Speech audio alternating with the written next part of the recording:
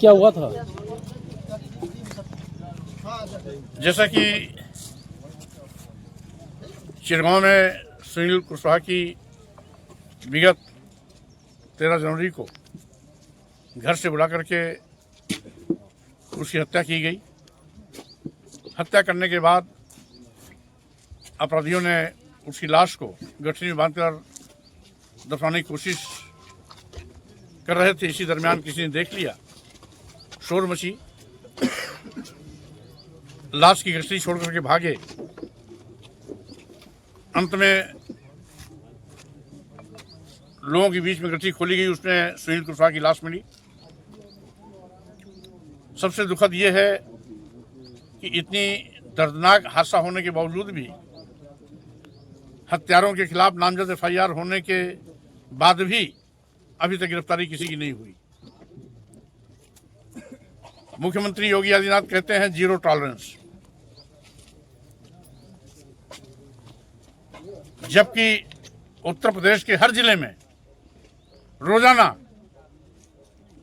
कोई न कोई नौजवान दलित समाज का या पिछड़े समाज का मारा जाता है, उसकी हत्या होती है, बहन बेटियों का बलात्कार होता है। हत्यारों और बलात्कारियों को जेल भेजने के बजाय सरकार बचाने का पाप करती है और ऐसे सभी अपराधियों को सत्ता का संरक्षण प्राप्त है। भाजपा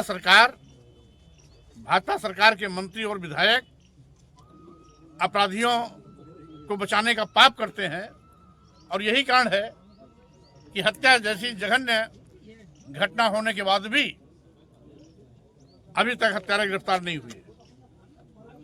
यही नहीं, अभी अभी एरछ थाने का भी एक मामला आया जिसमें दबंगों ने एक पाल समाज के नौजवान की पीट करके हमला कर दिया। एक पैर उसका अस्पताल में कट गया है, दूसरा कटने के कगार पर है।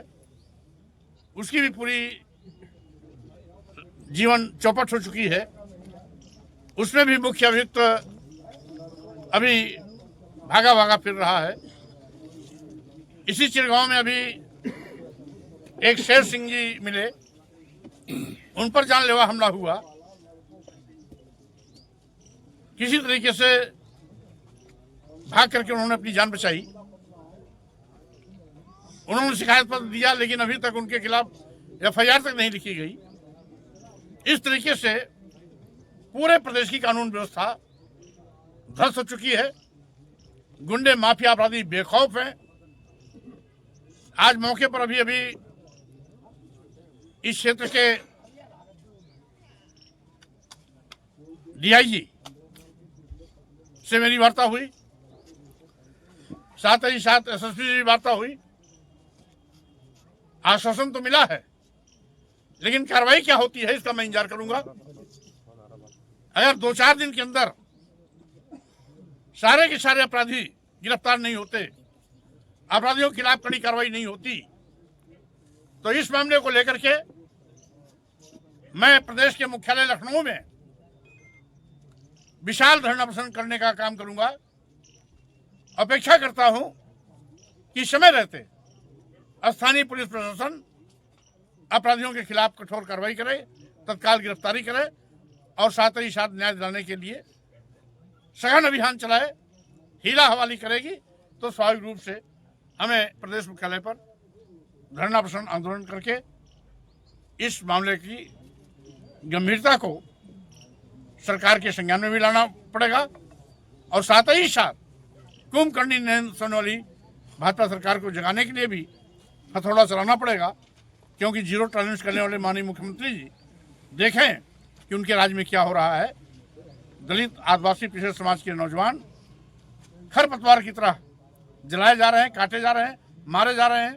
बहन बेटियां बलात्कार दुराचार शिकार हो रही हैं और ये सरकार गूंगी बहरी अंधी बनकर के तमाशा देख रही है। भारतीय जनता पार्टी हमेशा समाजवादी पार्टी को जंगल राज कहती थी, लेकिन जिस तरीके से चाहे कुशीनगर का मामला हो, मेरठ का मामला हो, आगरा का मामला हो या फिर अब यहाँ लगातार जो हत्याएं हो रही हैं, इसको लेकर क्या कहेंगे? क्या कहेंगे इसके बारे में जो आज अब चिरगांव में आए हैं? सही बात तो यह है कि समाजवादी पार्टी में तो जबरदस्त गुंडा राज स्थायी था। भारतीय जनता पार्टी आज उससे भी कहीं आगे जा रही है। और इसीलिए अब आवश्यकता है इस प्रदेश में कानून राज की, संविधान राज की, जिससे कि लोगों को न्याय मिल सके, लोगों का सम्मान स्वाभिमान सुरक्षित रह सके, बहन बेटियां सुरक्षित रह सके। लेकिन आज समाजवादी पार्टी हो या भारतीय जनता पार्टी, दोनों गुंडा राज पर अंकुश लगाने में फेल हुए हैं। दोनों की सरकारों में जंगल राज चरम पर रहा है। दोनों की सरकारों में बड़े पैमाने पर हत्याएं, बलात्कार आदि जघन्य आपराधिक घटनाओं की बाढ़ सी रही है, आज भी है। स्वाभाविक रूप से ये बहुत दुखद है कि सत्ता में बैठने वाले लोग अपराधियों को बढ़ावा देते हैं और साथ ही साथ अपराधियों को बचाने का पाप करते हैं। मंत्री जी, जैसा कि ये भाजपा लगातार कहती है गुंडों पर, माफियाओं पर बुलडोजर चलाई जाती है, यहाँ पर युवक की जो है मृतक की जो है शव को गठरी बांध कर ले जा रहे थे। गुंडा इतनी चरम पर है, तो क्या ऐसे गुंडों पर बुलडोजर चलना चाहिए? लेकिन अगर वो गुंडा भाजपा का है तो कैसे चलेगा उसके यहाँ बुलडोजर? नियम तो सर सभी पर एक है, लेकिन ये सरकार की कमी समझ लो या प्रशासन की अंधा कमी। बाटे रेवड़ी अपन अपन कर दे।